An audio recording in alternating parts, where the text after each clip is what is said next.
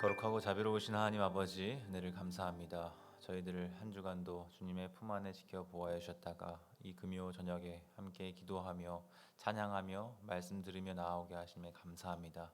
이 저녁을 통하여 주님께 우리의 모든 시선을 다시금 돌리는 시간 되게 하시고, 주님으로부터 임하는 말씀을 듣고 새 힘 받아 다시 힘차게 나아가는 우리 모두가 되는 귀하고 복된 시간 되게 인도하여 주시옵소서. 함께 하실 것을 믿고 의지하오며 우리 주 예수님의 이름으로 기도합니다.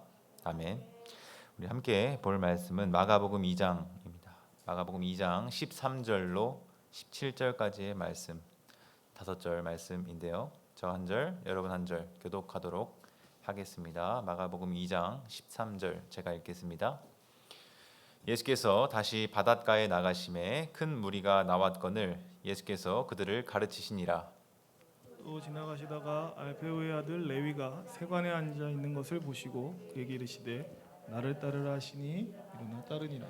그의 집에 앉아 잡수실 때에 많은 세리와 죄인들이 예수와 그의 제자들과 함께 앉았으니 이는 그러한 사람들이 많이 있어서 예수를 따름이러라.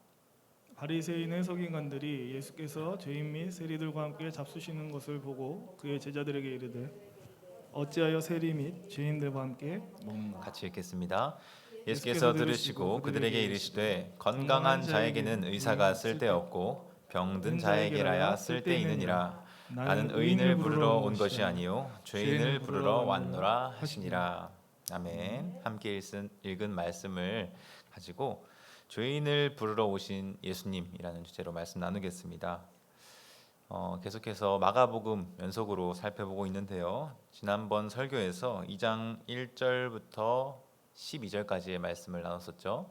그때 제가 말씀드리기를 2장 1절부터 3장 6절까지의 말씀은 총 5가지의 에피소드가 단화가 나타나는데 이 5가지를 하나의 세트로 구성해서 볼 수 있다고 말씀을 드렸습니다. 지난번에 살펴봤던 2장 1절부터 12절 중풍병자를 고쳐주신 그 사건은 치유가 중심되는 주제였고, 오늘 본문인 레위를 부르시는 장면은 식사 장면이 유난히 두드러집니다. 그리고 다음번에 살펴볼 단락은 금식이라고 하는 주제가 두드러지고요. 그 다음 4번째 에피소드 안식일에 밀밭 사이로 거니다가 까불어서 이렇게 먹는 것도 식사와 관련된 주제거든요. 그리고 마지막 단락은 3장 1절부터 6절까지 손 마른 자를 고쳐주시는 치유 사건, 이렇게 중심 주제를 생각해 볼 수가 있습니다. 그렇게 보면요, 이 구조를 A, B, C, B-A-라고 하는 어떤 동심원적인 구조로 살펴볼 수가 있다고 말씀을 드렸었습니다. 오늘은 세관에 앉아있는 레위를 부르시는 것으로 더 잘 기억이 되지만, 전체적인 틀에서 그보다 더 중요한 주제는 식사와 관계 있다는 점을 염두에 두고 함께 살펴보도록 하겠습니다. 저는 지난번 설교를 통해서 2장 1절부터 12절까지의 말씀 가운데 예수님이 누구신가를 2가지로 살펴보았었는데요. 첫 번째로는 예수님이 마음을 살피시는 분이다 말씀을 드렸었고요. 그리고 2번째로는 권세가 있는 분이다라는 말씀을 드렸었습니다. 중풍병자, 그러니까 사지가 마비된, 전신이 마비된 그 사람을 들것 내 귀퉁이에 실어가지고 날라온 것도 모자라서 예수님이 계신 그곳에 많은 사람들이 모여 있으니까 그곳의 지붕을 뜯어서 그 침상을 달아내리는 사람들의 믿음을 보시고 예수님께서는 그 전신이 마비된 그 중풍병자의 병을 고쳐주셨죠. 그리고 또한 병자에게 죄사함을 선언하는 예수님을 보고 신성모독이라 이렇게 생각하면서 마음에 부정적인 판단이 가득했던 어떤 서기관들의 생각도 아시고 그들을 꾸짖으셨습니다. 이것을 볼 때 예수님께서는 마음과 생각을 관찰하시고 또 살피시는 분이라는 것을 알 수 있죠. 그것이 긍정적이든 부정적이든 믿음이든 불신이든 간의 말입니다. 따라서 예수님께서는 우리의 마음들도 생각들도 다 알고 계시리라 그렇게 말씀을 드렸었죠. 그래서 우리는 칭찬을 들을 수도 있고 혹은 어떤 서기관들처럼 책망을 받을 수도 있다는 이 2가지 점을 말씀을 드렸었습니다. 또 한 가지, 우리 주님이 단순히 병 고치는 능력뿐만 아니라 죄를 사하시는 권세마저도 가지신 분이라는, 그런 권세와 능력이 있는 분이라는 그 점을 제가 강조해서 말씀을 드렸었죠. 그렇게 예수님은 단순히 그 현상적인 문제, 즉 그 병의 문제만이 아니라 그것의 근원적인 문제, 즉 죄의 문제까지도 해결해 버릴 만한 그런 능력과 권세를 가지신 분이다라는 것을 말씀을 드렸습니다. 이러한 예수님이 누구신가에 대한 부분은요, 마가복음 1장부터 16장 전체에 이르기까지 지속적으로 강조되고 나타나는 부분입니다. 이것까지가 이제 지난번에 살펴봤던 말씀을 간략하게 요약을 해드렸고요. 오늘 본문을 들어가 보겠습니다. 오늘 본문은 바닷가의 장면에서 시작을 하는데요. 13절 말씀을 우리 같이 한번 볼까요? 읽어보겠습니다. 시작. 예수께서 다시 바닷가에 나가심에 큰 무리가 나왔거늘 예수께서 그들을 가르치시니라. 여러분 13절을 보니까 예수님께서 다시 바닷가에 나가셨다고 합니다. 여러분 다시라고 하는 말은요, 앞서서 예수님께서 바닷가에 간 적이 있다는 것을 어떻게 드러내주는 암시적인 표현이라고 할 수 있겠죠? 그럼 여러분 지금 마가복음 2장밖에 안 됐는데 예수님이 언제 바닷가에 가셨나요? 간 적이 있으셨나요? 성경책을 한 장 앞으로 넘겨서 여기저기 한번 찾아보십시오. 보시면요, 바닷가라는 표현은 안 나오고 그와 비슷한 같은 단어인데 한자가 있어요. 뭡니까? 1장 16절에 보시면요, 해변이라는 단어가 나와요. 갈릴리 해변으로 지나가시다가 라는 표현이 사용되었죠. 근데 재밌는 게 사실은 둘 다 같은 헬라어 어구로 쓰였거든요. 근데 번역이 달라요. 하나는 갈릴리 해변이라고 되어 있고 우리가 읽은 오늘 본문 말씀에는 바닷가라고 되어 있습니다. 둘이 같은 뜻이에요. 그리고 같은 단어예요. 그래서 마가복음에서 이 헬라어 이제 앞에 보이는데 파라텐 살라산이라고 하는 이 헬라어 어구는요, 총 4번 관찰됩니다. 이 어구 자체가 총 4번이 사용이 돼요. 모두 마가복음 전반부에 집중이 되어 있는데요. 1장 16절 아까 본 말씀에 처음 발견되고 두 번째가 오늘 본문 2장 13절입니다. 그리고 4장 1절에서도 씨 뿌리는 자의 비유를 하실 때 그 장면이 어디냐면 다시 바닷가에서 가르치시니 이런 이제 말씀이거든요. 거기서 이 어구가 한 번 더 쓰였고요.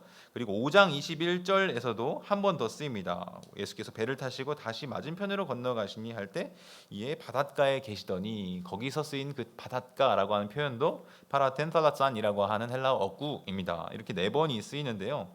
그러면 여러분 이렇게 4번 관찰되는 이 헬라어 어구 표현에 의미가 있을까요, 없을까요?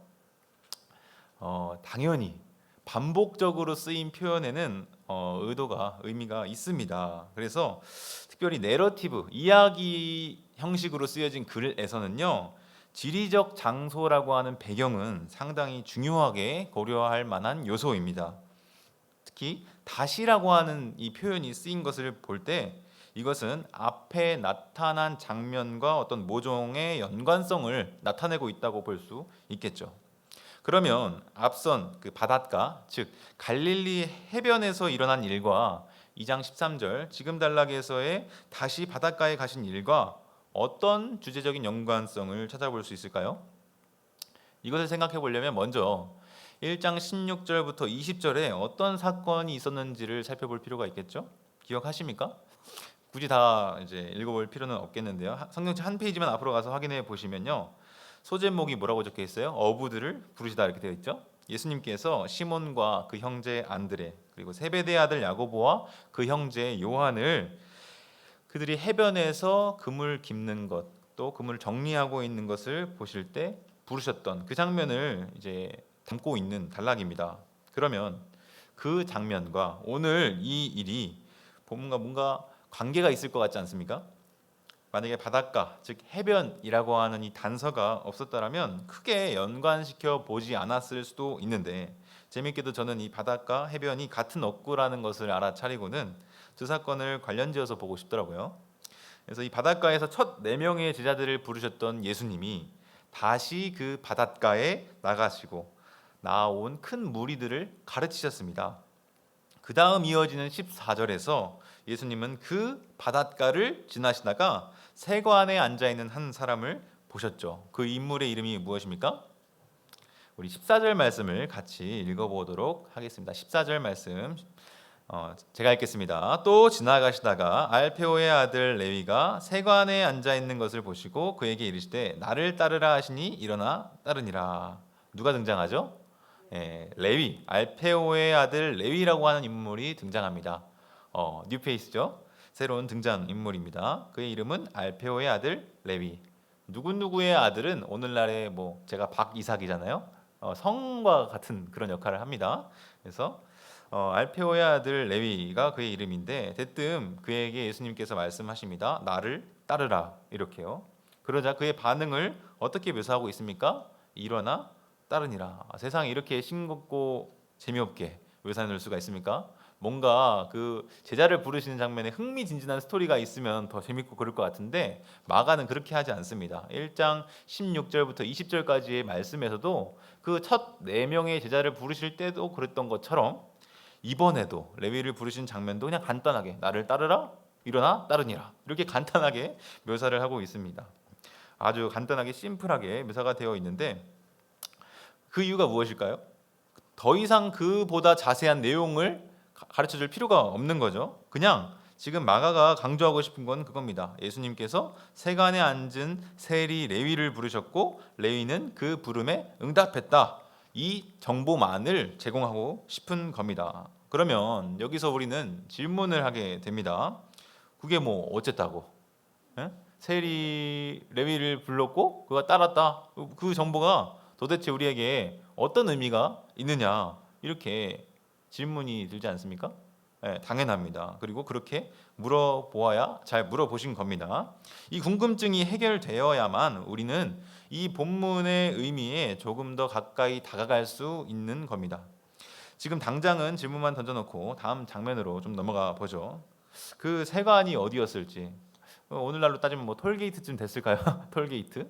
네, 본문만 봐서는 잘 알 수 없지만 아마 갈릴리의 해변 그리고 그 바닷가와 멀지 않은 거리에 있는 어떤 마을에 들어가는 그런 세관이었겠죠. 그러나 그 정보도 별로 중요하지 않아 보입니다. 만약에 중요했다면 본문 안에서 정보를 제공했겠죠. 뭐 여리고의 세관이랄지. 이렇게 장면이 자연스럽게 전환이 됩니다. 바닷가에서 세관 앞으로 전환된 장면이 이제 어디로 바뀌게 되는지 우리가 주목해서 따라가 보도록 하겠습니다. 우리 15절 말씀을 같이 한번 읽어보도록 하겠습니다. 시작. 그의 집에 앉아 잡수실 때에 많은 세리와 죄인들이 예수와 그의 제자들과 함께 앉았으니 이는 그러한 사람들이 많이 있어서 예수를 따름이러라. 이번에 바닷가에서 세관 앞으로 전환된 장면이 어디로 전환이 됩니까? 또 세 번째 레위의 집으로 카메라가 장면을 전환시킵니다. 예수님께서 레위의 집에 앉아서 잡수시는 장면인데요. 예수님을 따르기로 한 레위가 예수님과 그의 제자들에게 식사 대접을 했나 봐요. 근데 한 가지 독특한 정보가 주어지는데요. 예수님이 레위 집에 들어가서 식사를 하시는데 예수님의 제자들만 동석한 것이 아니라 어떤 사람들도 있다고 같이 말하나요?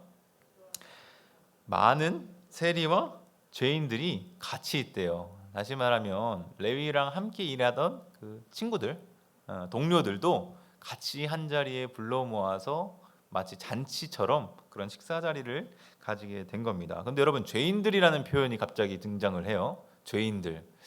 우리가 생각할 때 법정적인 측면에서의 죄인들이라고 보기보다는 사회 문화적인 측면에서 정결 문화적인 측면에서 유대의 율법과 관습을 따르지 않는 자들을 이렇게 관습적인 표현으로 죄인들이라고 불렀습니다. 그래서 그렇게 낙인을 찍어버린 관용적인 표현인데요. 재밌는 것은 그 죄인들만이 아니라 그들과 동급으로 싸잡아서 저평가되는 이들이 있어요. 그들이 누구예요? 바로 세리입니다. 그래서 세리와 죄인들이라고 하는 표현이 등장하게 되는 거고요.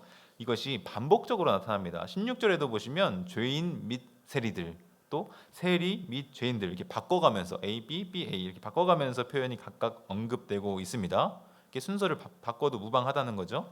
중요한 것은 그러한 사람들이 당시에 그 자리에 많이 있었고 예수님께서는 사회 문화적 분위기를 따라서 그 세리와 죄인들을 외면하거나 배척하거나 관계하지 않은 것이 아니라 도리어 그들을 다 끌어안으시며 같이 식사도 하고 교제도 하고 대화도 나누면서 함께 어울리셨다는 겁니다. 다시 말하면 오늘 본문에 나타난 이 레위의 집에서의 식사는 그렇게 사회적으로 멸시 천대받던 이들이 예수님께 받아들여진 날을 기념하고 축하하는 그런 잔치와도 같은 날인 겁니다. 그런데 여러분 한번 생각해 보세요. 그 당시에 사회적으로 낙인 찍혀 있었던 그 사람들, 오늘날에도 뭐 왕따 이렇게 있으면 왕따랑 어울리면 어떻게 됩니까? 같이 은근히 따돌림을 받는 그런 위치에 놓이거든요. 학교에서도 마찬가지로 예수님께서도 그 당시에 사회적으로 좀 멸시천대받고 외면받던 사람들이었던 그 세리와 죄인들, 그 사람들과 가까이 해버리니까 문제가 생깁니다. 이러한 모습을 안 좋게 지켜보는 이들이 나타나기 시작한 거죠. 이것이 16절부터 묘사가 되기 시작하는데요. 16절 말씀을 같이 한번 볼까요? 바리새인의 서기관들이 예수께서 죄인 및 세리들과 함께 잡수시는 것을 보고 그의 제자들에게 이르되 어찌하여 세리 및 죄인들과 함께 먹는가? 여러분 따져요. 누가 따집니까? 바리새인의 서기관들이 따졌다고 합니다. 바리새인들 가운데 율법 학자이자 교사들, 그 사람들이 지적하는 거죠. 여러분 바리새인은요 직업이 아닙니다. 그냥 바리새파라고 부르는 어떤 파예요. 그래서 바리새파 어부도 있을 수 있고요, 바리새파 농부도 있을 수 있고요, 바리새파 뭐 장사하는 사람도 있을 수 있고, 그러니까 바리새파 중에서 서기관들, 서기관이라고 하면 뭐 율법 교사, 율법 학자 그런 사람들을 이제 말하는 겁니다. 지난 우리가 살펴봤던 단락에서도 보면요, 예수님께 시비를 걸던 인물들이 있어요. 그 사람들이 어떤 사람들입니까? 어떤 서기관들이었어요. 예. 마가복음에 보시면요, 마가복음의 주인공은 예수님이죠. 그리고 예수님과 함께 붙어 다니면서 따라다니는 제자들이 어떤 주연이에요. 그와 더불어서 또 다른 주연이 있으니 예수님을 계속해서 반대하는 사람들입니다. 바로 서기관들, 바리새인들과 같은 유대 종교 지도자들이거든요. 앞으로 계속해서 만나게 되실 건데, 이 어떤 서기관들이, 바리새파 중에 어떤 서기관들이 예수님께 지적을 하는 거죠. 어째서 도대체 왜 예수님 그는 세리 및 죄인들과 더불어서 식사하는가라고 따져 묻는 겁니다. 이것은 그 당시의 정결 개념에 대해서 생각해 보면은 왜 그들이 이런 생각을 가졌는지를 이해할 수 있는데요. 부정함이라고 하는 것은 전염성이 있어서 접촉하기만 해도 더러워집니다. 제가 한번 설명드린 적이 있는데, 나병 환자 이야기 드릴 때 마찬가지예요. 나병 환자가 앉았다가 간 자리, 거기만 접촉을 해도 감염이 되고 부정해져요.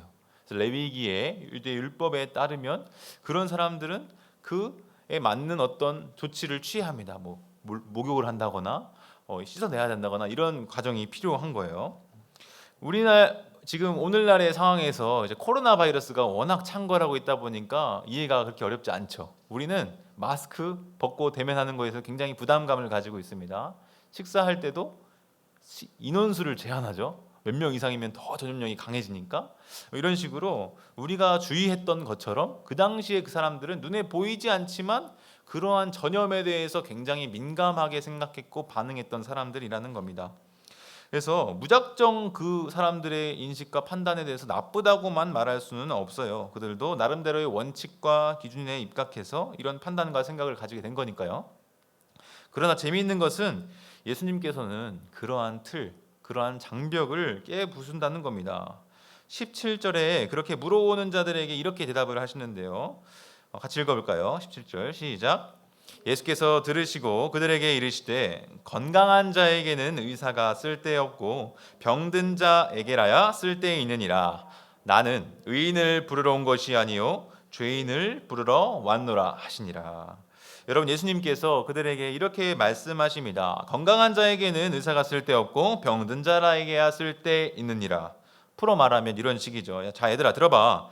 건강한 자가 있고 병든 자가 있는데 의사는 누구를 찾아가야 되겠니? 이렇게 물어보시는 거예요. 예수님은 세리와 죄인들을 어떻게 보셨냐면 병든 자라고 보세요.